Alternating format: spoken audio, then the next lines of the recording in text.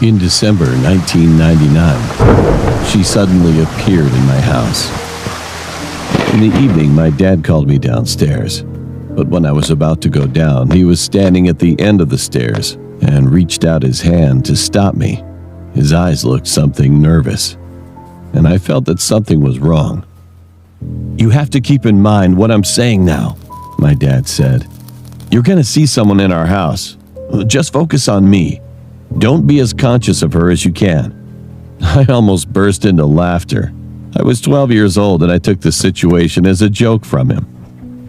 However, he continued talking before I could answer.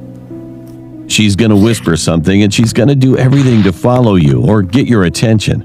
It's going to be really hard to ignore. But son, you must never mix words with her for any reason. If you pretend she doesn't exist, she'll leave here. Will you do that?"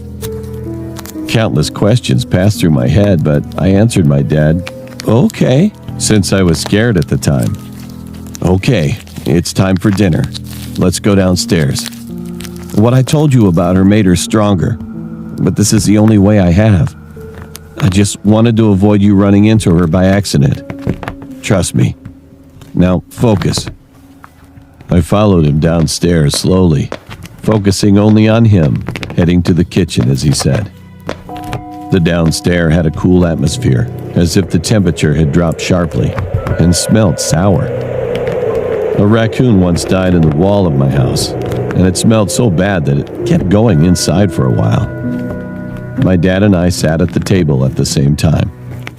My sister was sitting across from me, looking down at the empty plate in front of her, and my mom was taking food out of the oven, and I could see the signs of crying around her eyes. Well, I tried to concentrate on my family, but then I noticed something gray-skinned with black hair standing at the corner of the room. The atmosphere of the kitchen was subdued, and there was no laughter or warmth that could be seen in our kitchen as usual. My sister grabbed my knee under the table and whispered, "Do you see her too?" I nodded quietly. "Be quiet," my dad said threateningly. Then the woman approached with a soggy sound of footsteps, and I could smell a terrible stench from her.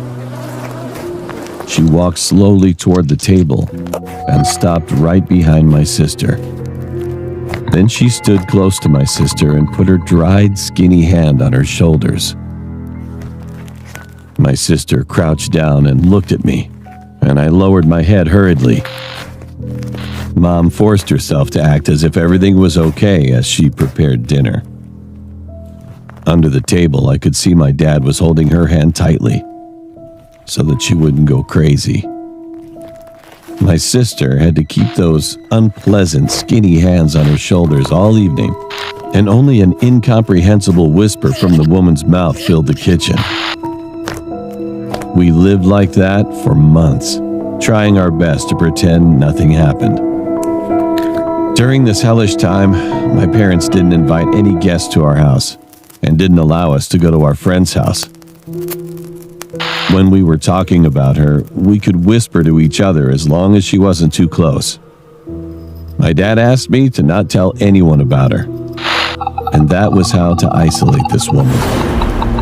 We made a conclusion that she seems invisible to others until they know about her existence. A few years later, I found out that my dad was the one who brought her in. In the 70s, my aunt ran into her for some reason, and since then she seems to have followed my aunt and lived together. And in 1999, this time, my dad couldn't get rid of his thoughts about her for some reason. Then she followed him. We tried to remain not telling about her, and this was the most difficult thing in our lives. She was with us when we left home, or were in the car. We couldn't act separately. It was the hardest time for my mom, who had to be home alone after we went to school and my dad went to work. One snowy night in February, we had dinner and my mom went up to bed a little early, and the woman was sitting on my parents' bed. Unfortunately, my mom couldn't take it any longer. I heard my mom screaming in the bedroom, "Please, leave my family alone!"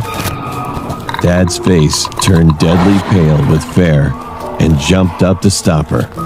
And that was the last time I saw her. The woman was still there, but Mom disappeared forever, and the pool of blood on the white carpet was all that was left. For weeks, the woman whispered to me, "I'll let you see your mother again, so just ask me what to do." However, I never did that. The reason I'm telling you about this story is because I want you to think about her. For the first time in 18 years, I saw her again this morning. I don't want to lose my wife or put my children in the same danger. I want you to imagine she's in your house. Then she'll leave me alone, maybe. Now you're already involved, and someday she will visit your house. You should never be conscious of her. It's the only way for you. I am really sorry for you.